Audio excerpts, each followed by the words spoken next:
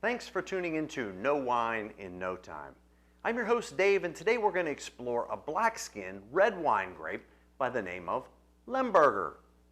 So Lemberger is native to Central Europe, and it's an ancient varietal there, and it's been grown in many different countries.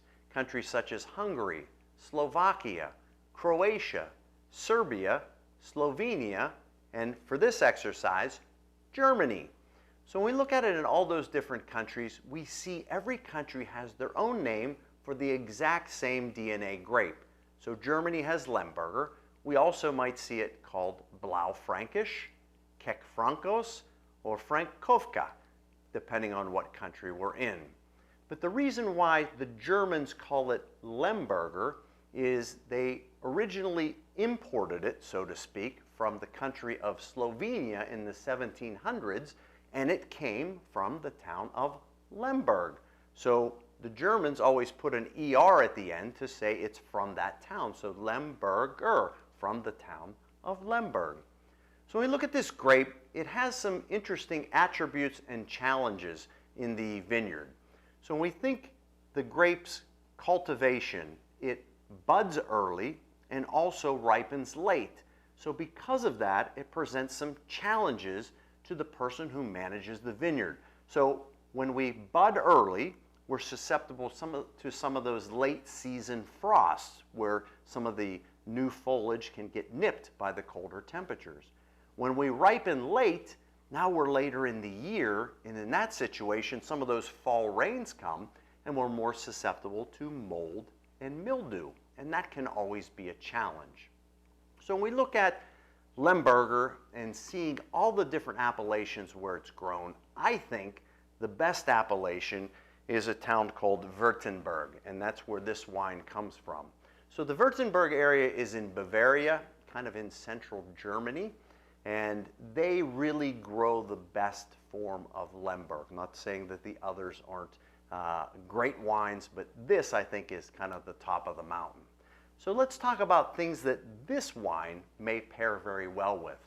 So let's think dishes like stewed rabbit, lentil dishes, also grilled meats. It goes beautiful with that.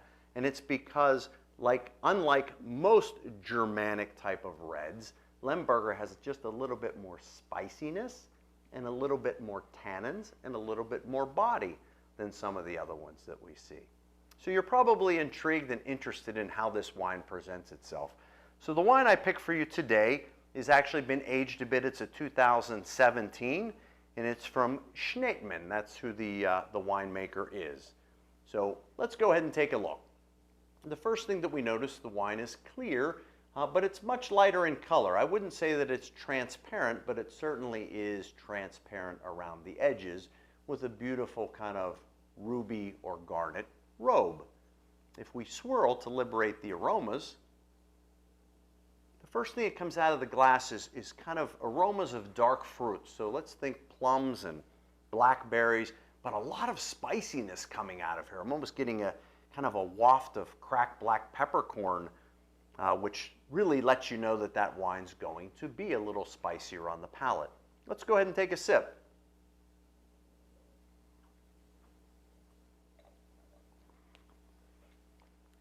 When this Lemberger passes the palate, the first thing that we're greeted with in the front side of the palate is just a bit of kind of a cherry or red berry type flavors bordering on plum. And in mid-palate, we feel a very nice lift of acidity, which kind of keeps the palate fresh and cleansed. Backside of the palate, we get a little bit of that spiciness. So think everything from almost cinnamon to a little bit of cracked black peppercorn. And on the back side of the palate, the tannins are moderate or medium and not overbearing, which allows you to enjoy this wine with a delicious meal. So I'm going to get back and enjoy a little bit more Lemberger, and I ask you to tune in next time, because soon you'll know wine in no time.